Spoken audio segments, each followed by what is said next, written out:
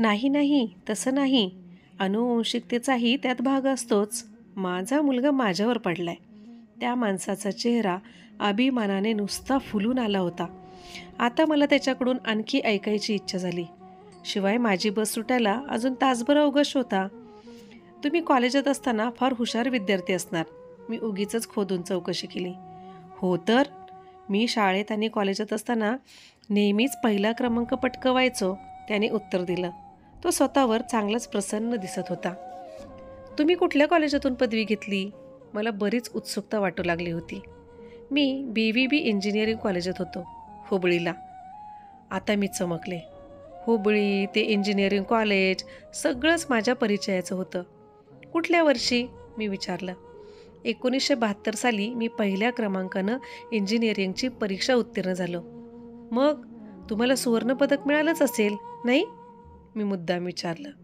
हो ना, त्या वर्षीचं सुवर्णपदक मलाच मिळालं होतं. तो स्वतःवर खुश होऊन म्हणाला. आता मात्र तो काय प्रकारचा माणूस आहे हे माझ्या चांगलंच लक्षात आलं.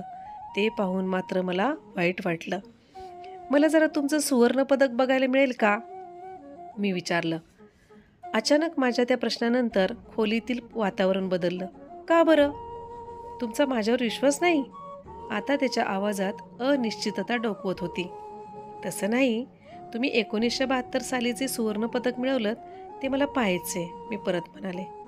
ते फार बहुमोल आहे माझ्या दृष्टीने, म्हणून ते मी बँकेच्या लॉकरमध्ये ठेवले, तो म्हणाला. कोणती बँक? मी पण त्याचा पाठपुरावा केला.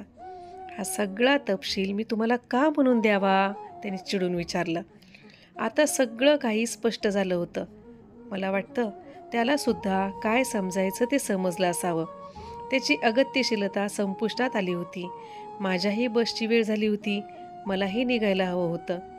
दाराकडे जाता जाता मी त्याला म्हटलं, तुमच्या बँकेचे किंवा तुमच्या सुवर्णपदकाचे कोणतेही तपशील मला नकोत.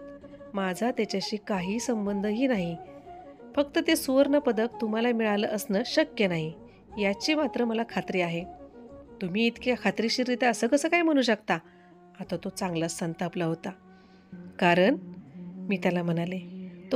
ते बोलताना सुद्धा मला दुःख होत होतं. 1972 सालचं सुवर्णपदक मला मिळालं होतं आणि दरवर्षी फक्त एकच सुवर्णपदक देण्यात येतं.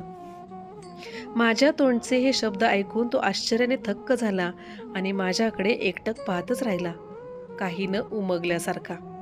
मी त्याच्याकडे पाहिलं आणि त्याला हळूच विचारलं, तुम्ही इतके बुद्धिमान आहात, तुमच्या कामात वाकबगार आहात, तुम्हाला खोटं बोलायची काय गरज आहे?